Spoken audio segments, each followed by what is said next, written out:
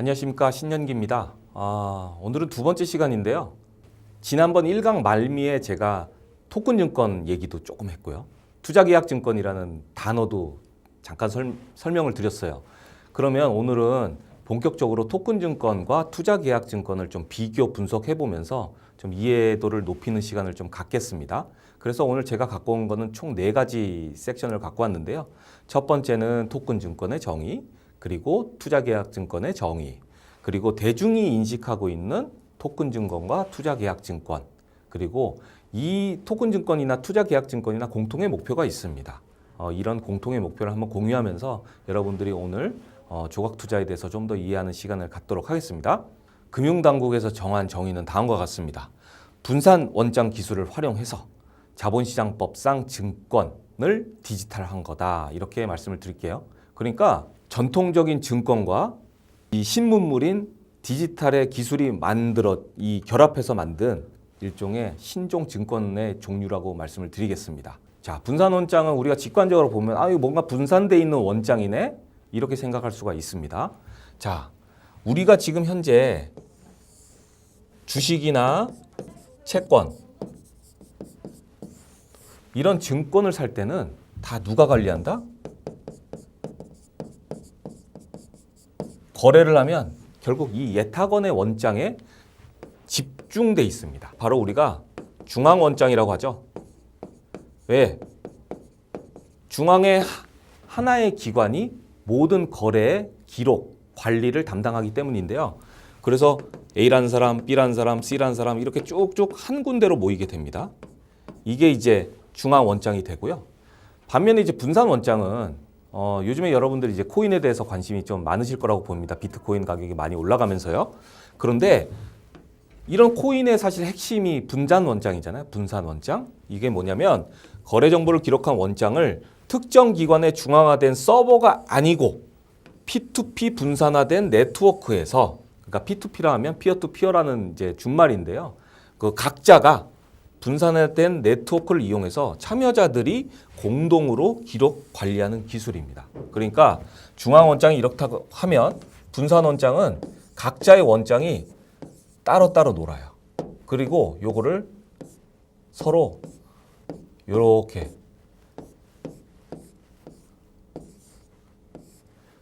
이런 식으로 네트워크화 한 겁니다. 그래서 자, 그러면 한 가지 좀 말씀드릴 게 있어요. A하고 B라는 사람이 둘이 거래를 했어요. 분산원장 기반으로 거래를 했는데 얘네들은 모르잖아요. 그죠? 둘 거래한 거는 우리 기존 시스템에서는 모릅니다. 얘만 아는 거죠. 중앙만 알고 있는데 분산원장은 이 거래 내역이 네트워크를 통해서 다 전파가 돼요. A하고 B하고 거래했어. A하고 B하고 거래했어. A하고 B하고 거래했어. 이게 다 전파가 되는데 이 거래를 인정해 주는 게 뭐냐? 이 사람들의 동의예요. 동의. 네트워크에 연결되어 있는 모든 분산원장 담당자들의 동의가 있어야지만 이 둘 간의 거래가 인정이 되는 겁니다. 그게 바로 분산원장이고요. 그러면 여러분들 하나 좀 상상의 나래를 한번 펼쳐보세요. 자, 분산원장을 하면 가장 큰 장점이 뭘까요? 여러분들 이 단어 잘 아시죠? 해킹. 중앙원장을 운용했을 때 가장 큰 문제점이 바로 이 해킹입니다. 해킹. 해킹 당하면 원장이 다 날아갈 수도 있고 개인정보 다 날아갈 수도 있습니다. 대표적으로 2010년으로 기억을 하는데요. 디도스 공격이라고 있었죠. 그래서 이제 모 은행의 전산망이 완전히 제로가 돼버리는 그런 아주 큰 사건이 있었는데요. 분산원장을 하게 되면 해킹을 하더라도 얘를 갖다가 공격을 해도 얘 모든 기록이 분산원장이 기록이 다 분산돼 있기 때문에 계속 지킬 수가 있는 거예요. 이 데이터를 지킬 수가 있는 거죠. 그러니까 조선시대로 얘기를 해볼게요. 조선시대 같으면 우리 조선왕조실록이라는 거를 이제 쓰지 않습니까? 그래서 이제 바로 전에 왕에 대한 그 공과 과, 그리고 이제 일상생활을 모두 기록을 해놓는데 조선왕조실록이 사실 임진왜란때 불탔어요. 그런데 그러면 조선왕조실록을 중앙, 그러니까 궁에만 관리를 했으면 우리가 조선왕조실록을 못 보잖아요. 그런데 조선왕조실록이 여기도 가 있고 저기도 가 있고 한 몇 군데에 걸쳐서 사본을 관리를 해놨습니다. 그래서 조선왕조실록을 우리가 볼 수가 있는 거예요. 그게 바로 분산원장이다. 현대판 조선왕조실록이다. 이렇게 보시면 되겠습니다. 제가 아까 말씀드린 분산원장의 핵심은 뭐냐? 기존의 중앙정부 주도의 금융 시스템에서 분산함으로써 효율적인 시스템을 만드는 겁니다. 그래서 그림이 이렇게 나오는 거죠. 그러면 여기서 하나 더 말씀을 드릴게요. 자, 분산원장이 나오니까 이제 블록체인이 나옵니다. 어떻게 보면 같은 말이에요. 블록체인은 분산원장을 기반으로 하고 있고요. 분산원장 기술의 핵심은 블록체인이라고 말을 하거든요. 우리가 코인을 공부하시면서 많이 접해본 단어죠. 블록체인은. 이게 뭐냐면 영어로 말하면 블록이에요. 블록. 체인이 뭐냐? 엮는 거죠. 이렇게. 이게 블록체인입니다. 아까 제가 설명드렸던 분산원장하고 대동소이한 개념이 되겠죠. 그래서 사실은 이 블록체인, 분산원장 기술이 우리 일상생활에 여러 군데에서 적용을 하고 있어요. 뭐 가장 유명한 거는 이제 암호화폐, 비트코인을 중심으로 한 암호화폐가 되겠고, 그 다음에 나중에 다시 한번 설명을 드리겠습니다만 NFT, 대체 불가능한 토큰. 그러니까 이 세상엔 이 토큰 하나만 있어 하는 NFT도 블록체인 기술을 활용해서 만드는 거고요. 그 다음에 최근 우리나라 이제 그 실생활에 가장 유용한 거는 이제 모바일 운전면허증이죠. 저도 개인적으로 모바일 운전면허증으로 바꿨거든요. 그래서 핸드폰만 있으면 되게 편리하더라고요. 예전엔 지갑을 꼭 갖고 나갔어야 되는데 지금은 핸드폰 안에 모바일 신분증을 관리하고 이게 이제 분산원장 기술로 하다 보니까 위변조도 안 되게 되고 또 관리도 좀 효율적으로 할 수 있는 그런 장점이 있고요. 마지막으로는 우리 보통 정당 투표라든지 이렇게 할 때 우리 온라인 투표를 이용하잖아요. 이 경우에도 블록체인 기반으로 하고 있습니다. 이렇게 블록체인이나 분산원장은 우리가 이제 금융뿐만 아니라 여러 기술을 이제 여러 분야에서 결합돼서 사용하고 있다. 이렇게 보면 됩니다. 그러니까 아주 친숙한 개념이다. 이렇게 말씀드릴 수 있겠습니다. 그런데 정부에서 이제 금융당국에서 걱정하고 있는 게 있어요. 이게 문제가 뭐냐? 이렇게 암호화폐, 블록체인 기반 암호화폐라든지 그 다음에 뭐 나중에 토큰 증권도 포함이 되겠습니다만은 문제점은 뭐냐면 시스템 불안정하다. 아까 제가 해킹 때문에 사실 분산원장을 한다고 말씀을 드렸잖아요. 근데 의외로 블록체인 기반 이 암호화폐에서 해킹 사건이 유독 많이 일어납니다. 왜냐하면 사실 불로소득을 얻을 수 있는 기회고 어차피 금융당국에서 컨트롤할 수 있는 문제가 아니기 때문에 해킹을 해서 뺏어오면 그만인 거거든요. 그래서 이 해킹 가능성에 대해서 금융당국이 아주 걱정을 하고 있는 거죠. 그리고 투자자 보호가 미비하다. 이렇게 말씀을 드리겠습니다. 그러니까 금융당국이 집중적으로 이 통제하는 시스템이 아니다 보니까 투자자 보호에 소홀하게 될 수 있어요. 다음 예를 한번 보시죠. 우리 이 사건 잘 아시죠? 미국의 아주 주요 암호화폐 거래소였던 FTX라는 거래소가 있었는데 이 설립자가 지금 뭐 중형을 받을 지금 상황에 지금 처해 있죠. 가장 큰 문제는 뭐냐면 FTX라는 거래소가 이제 파산을 했습니다. 파산을 했는데 문제는 뭐냐면 여기에 FTX가 보관하고 있는 각 개별 가상자산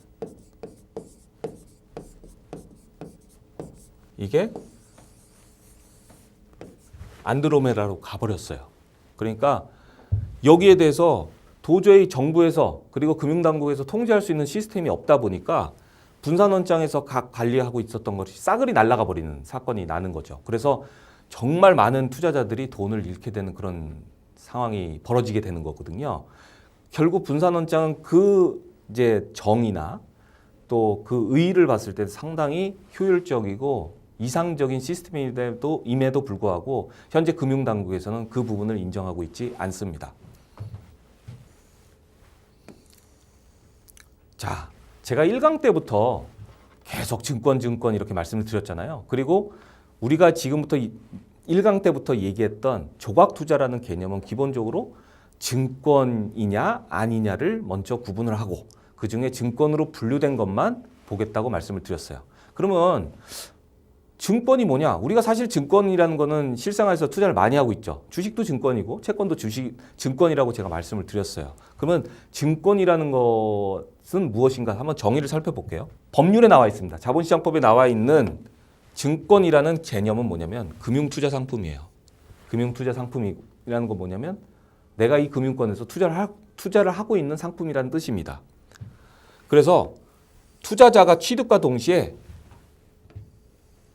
지급한 근저. 그러니까 내가 투자를 했어요. 투자를 한 거 외에 어떠한 명목으로도 추가로 지급 의무를 부담하지 않는 것. 어렵죠.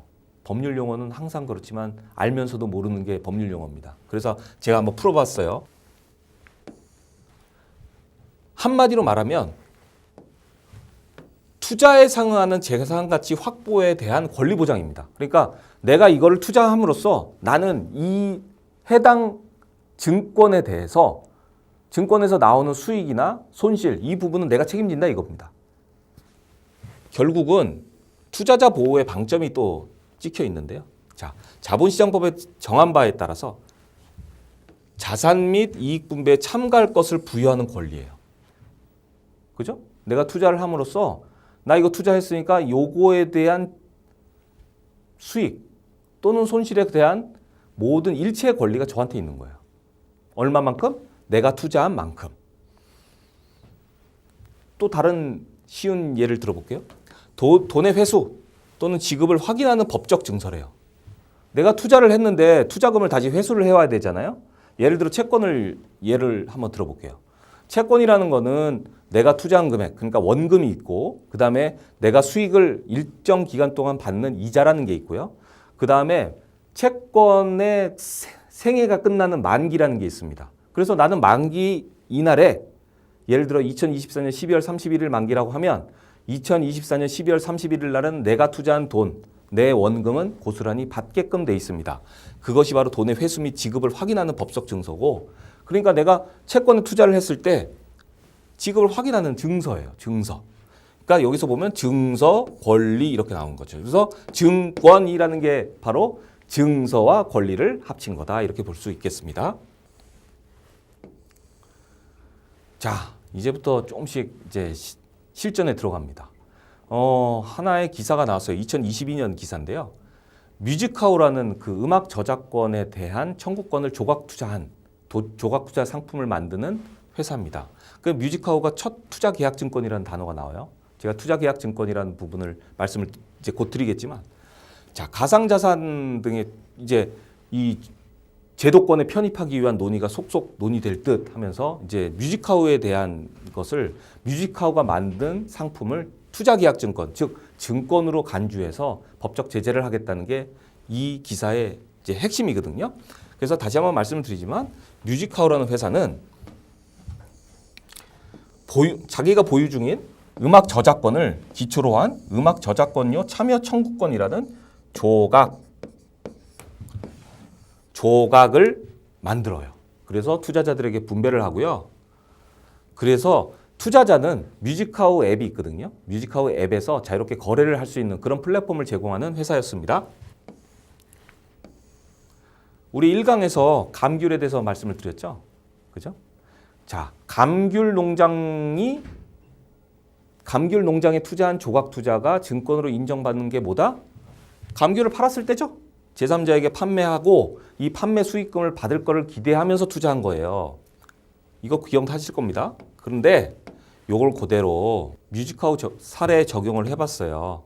그러면 뭐냐면은 자 보유 청구권을 투자자가 직접 음악 중심의 사용을 허가를 합니까?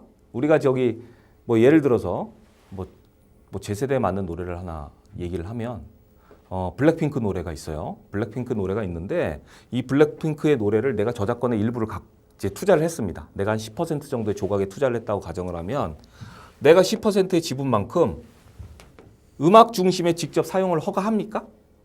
제가 하는 게 아니죠. 뭐냐면 뮤직하우가 원 저작권을 자기의 노력으로 높은 가격에 매각하기를 기대하기 때문에 저는 조각 투자를 한 거예요. 그죠? 이렇게 금융당국에서 해석을 하는 겁니다. 다시 한번 설명을 드리면, 자, 투자자가 저작권에 직접 소유를 하나요? 나 저작권 구경한 적도 없어요. 그죠? 그런데 저작권 판매에서 나오는 기대 수익을 획득했다? 그거에 사실 동해서 투자를 한 거죠. 그렇기 때문에 증권으로 봅니다. 사실은 이건 TMI이긴 한데 여러 법률학자, 이 법률가들에 따라서 사실 이 부분은 좀 해석의 논란이 좀 많습니다. 실제로 금융당국에서는 증권으로 인정을 했지만 다른 법률에서 보면 야, 저작권을 가지고 뭐 내가 임대 사업을 하는 것도 아니고 그냥 저작권 갖고 있다가 나중에 저작권에 대한 수익 뭐 어차피 들어오는 건데 그건 내가 노력을 안 해도 저작권이 들어오는 거다. 예를 들어 박진영 씨가 뭐 작곡한 날 떠나지 마라는 저작권을 갖고 있으면 저작권 수익은 원래부터 정해져 있으니까 내가 노력 안 해도 들어오는 거다. 이렇게 해석을 해서 증권이라고 안 보는 경우도 있는데 어쨌든 중요한 거는 공식적으로는 증권으로 인정을 했다는 점입니다. 자, 쟁점사항. 아까 제가 설명을 드렸지만 쟁점사항은 증권이냐? 증서고 권리냐 이거죠. 만약에 증권이라면 어떤 문제가 있을까 하는 게 사실 이 문제의 핵심이었고요. 결국 금융당국이 선택한 거는 증권이다. 이건 투자계약증권이다. 증권이라면 투자자 보호 조항이 들어가야 되는데 이건 없다. 이 말이었거든요. 이게 무슨 얘기냐면 자, 뮤직하우가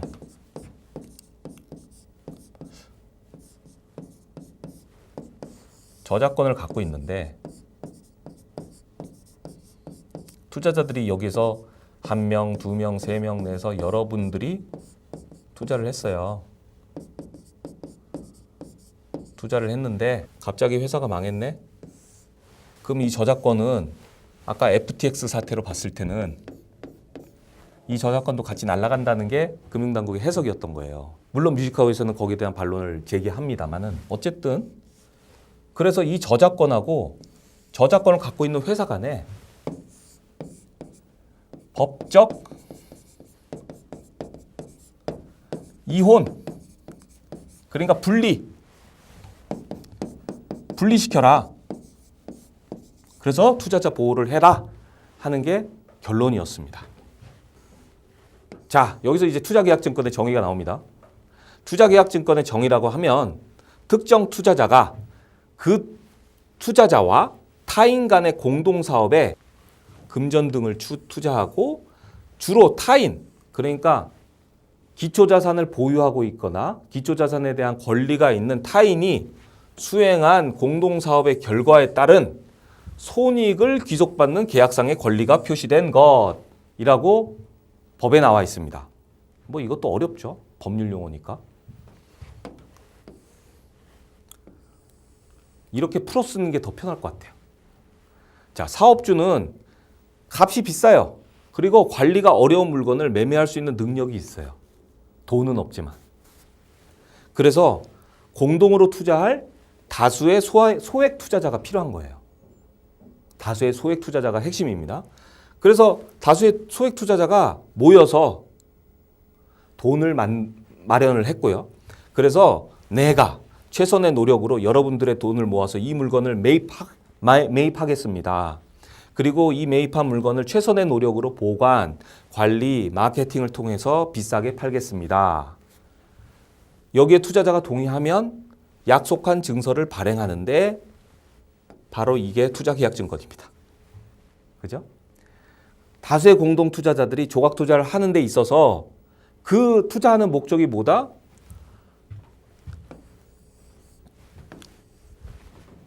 사업주의 사업 능력을 믿고 하는 거죠. 그래서 이런 거를 통해서 비싸게 팔겠대요. 그러니까 수익을 기대하는 거잖아요. 그게 통칭 투자계약증권이다. 이렇게 보면 되겠습니다. 조금 이해가 되셨나요? 지금은 그러면 현재 우리가 지금 실제로 투자 대상이 되고 우리가 증권신고소가 들어가서 실제로 청약했던 물건은 뭐가 있느냐면 현재는 미술작품이 있고요. 그 다음에 한우가 있습니다. 이 한우라고 하는 것은 이제 뱅카우라는 그 스타키퍼라는 회사가 이제 뱅카우라는 플랫폼을 이용해서 만든 기초자산인데 뭐냐면은 송아지를 잘 키워서 한우가 됐을 때, 그러니까 어미소가 되거나 아비소가 됐을 때 그걸 잘 파는 거. 그래서 이제 한우 투자계약증권이 나왔고요. 반면에 이런 아이디어도 있습니다. 사실 상상의 나래죠. 와인도 1700년대 프랑스 혁명 때 갑자기 생산이 됐던 이제 부르고뉴 와인이 나왔어요. 금액은 뭐 한 몇십억 할 수 있지 않겠습니까? 이런 와인이라든지 명품, 그 다음에 선박 다 비싸잖아요. 그래서 공동 투자가 가능하죠. 조각 투자가 가능한데 아직 여기까지는 오지 않았습니다.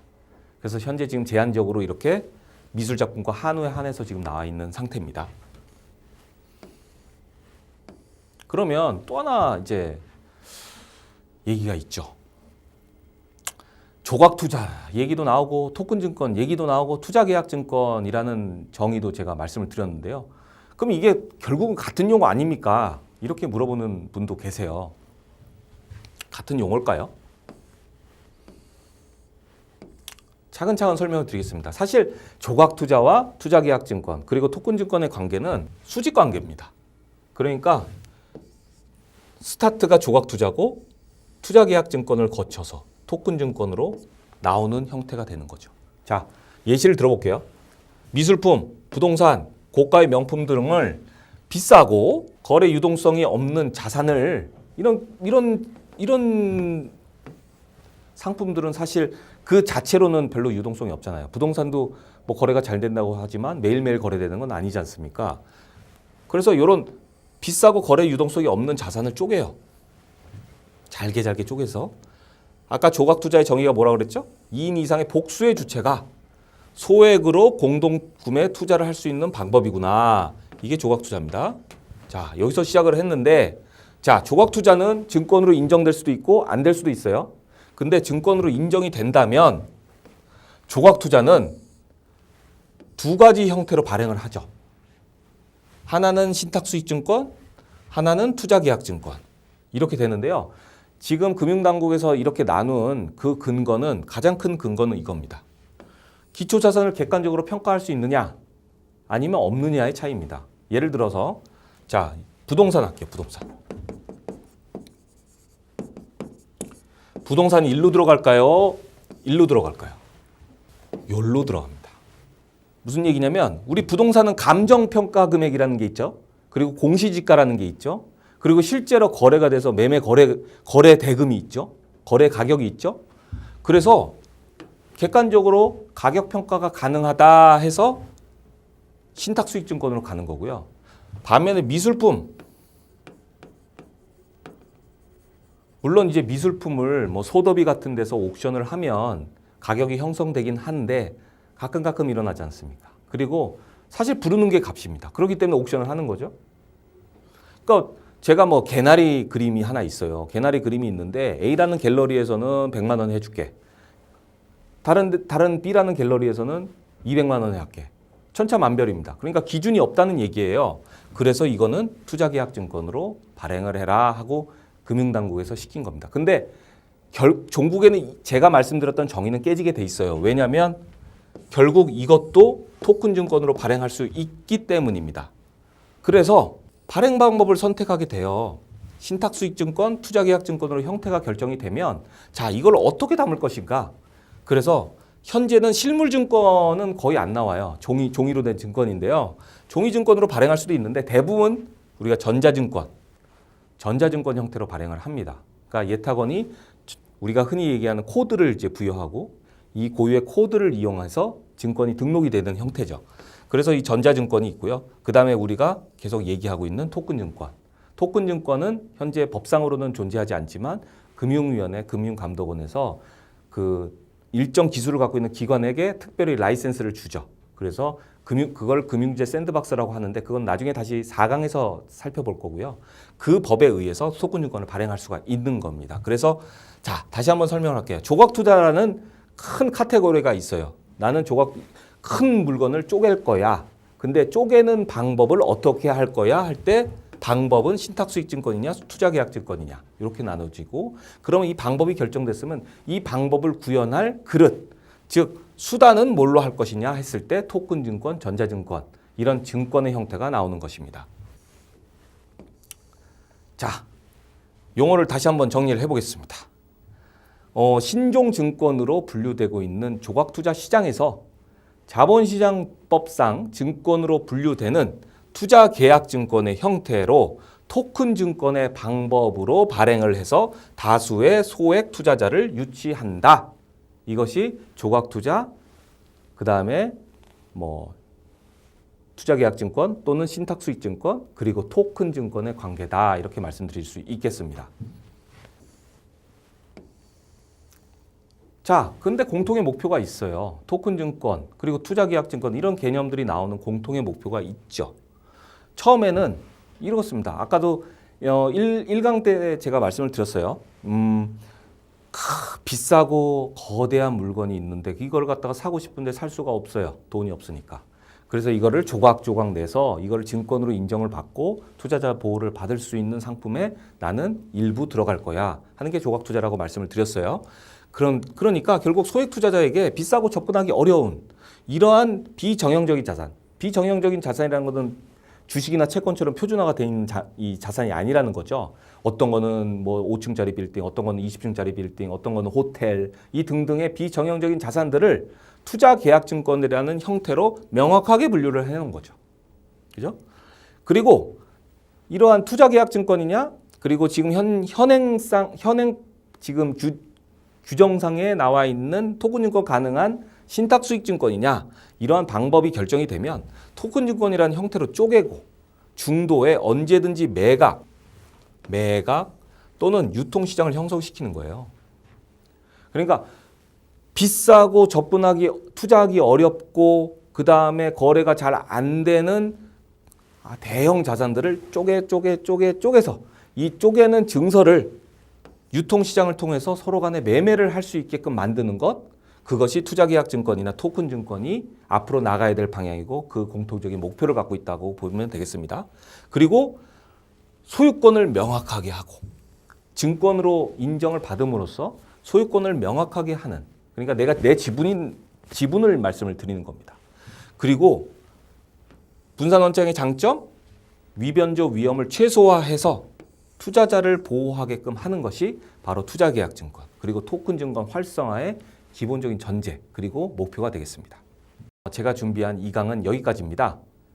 여러분들 들으시면서 좀 이해가 안 되시는 부분도 있으실 것 같고, 내가 그동안 이걸 몰랐는데 특히 토큰증권과 투자계약증권의 그런 용어의 차이가 무엇인가에 대해서 궁금증을 가지고 계신 분들도 있었는데 이 자리를 통해서 조금이나마 해소됐으면 합니다. 이상 2강 강의 마치겠습니다.